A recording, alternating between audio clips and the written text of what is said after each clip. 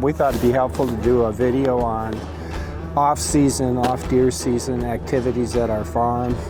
The mission today is to fill 12 feeders. The feed we're using is 4S Wildlife Solutions premium deer pellets. We came across 4S because it was the company that were supplying deer pellets to this property before we bought it, and we figured let's stick with the same pellets if the deer are accustomed to them. We've been running with 4S for about 5 years, been real pleased with their support and customer service, and they do make a quality deer pellet. You'll see from the ingredients, it's pretty elaborate. Some of the things I can't even pronounce are in the damn pellet, but the deer seem to like it. Consumption rate this time of year, as you pan out, you'll see there's not much vegetation.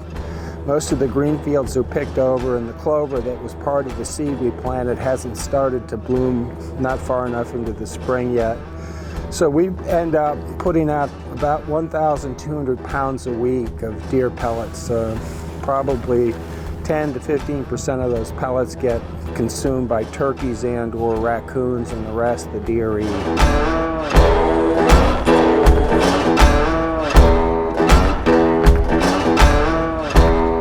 We've got 12 feeders located on the property.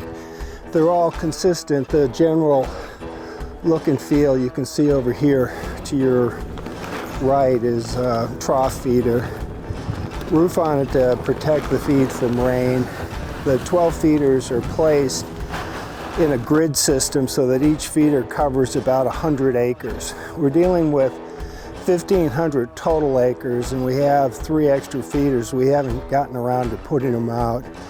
You can see from the configuration of the feeder that they weigh about 1,200 pounds, and what you got to do is bring a tractor bucket right up to the feeder flat and then get a strap and strap it to the bucket, then lift it in the air. And as you've probably seen from this video, the roads are pretty hairy out here. So it's quite an undertaking to get a feeder placed, but we got 3 more to put out so that we'll have a protein feeder within every 100-acre square of the property. Yeah, I'm out here working my tail off, slinging 50-pound bags and carrying 50-pound mineral blocks and doing videos on Fleet, while Mr. Fleet himself, William Spaulding, is vacationing in all places Cancun, Mexico. I hope he's enjoying his tequilas and some sun on the beach, because it's all work here in Tennessee. That time of year, right next to one another. Looks like about a 1-year-old.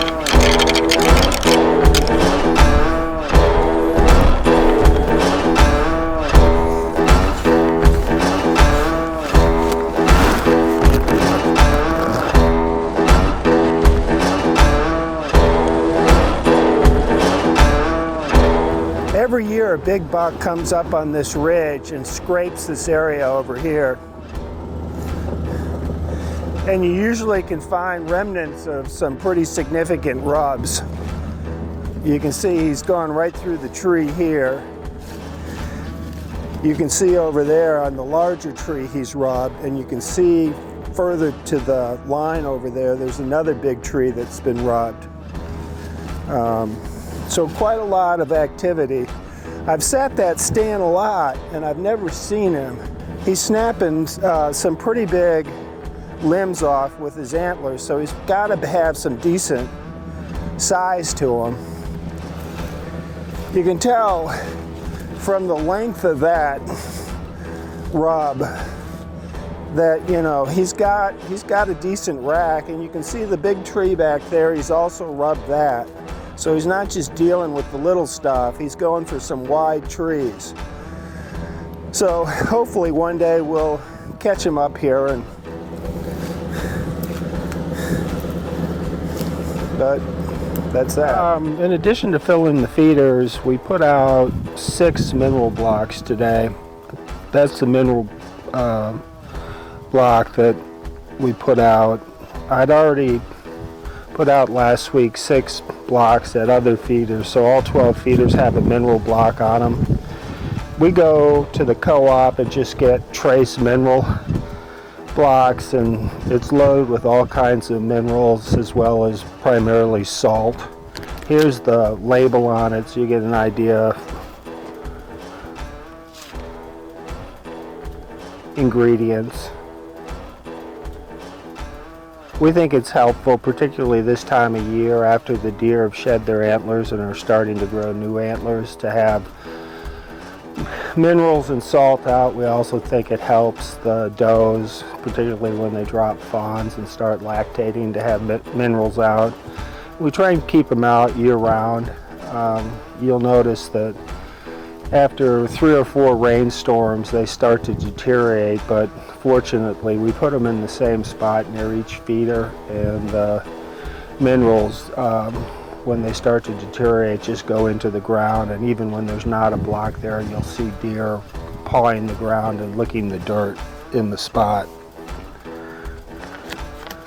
So that's the story on trace minerals.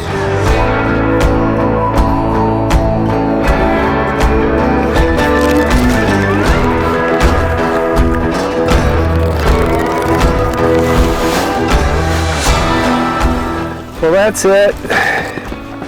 We started at 11:30 and it's 2:30, so what's that? 3 hours of filling 12 feeders. We didn't put out 1,200 pounds because we shortchanged 3 feeders with just 1 bag, 50 pounds as opposed to 100. So I guess we put out 1,050 pounds of deer feed, and let's hope this lasts at least a week. Thanks for watching, and stay tuned.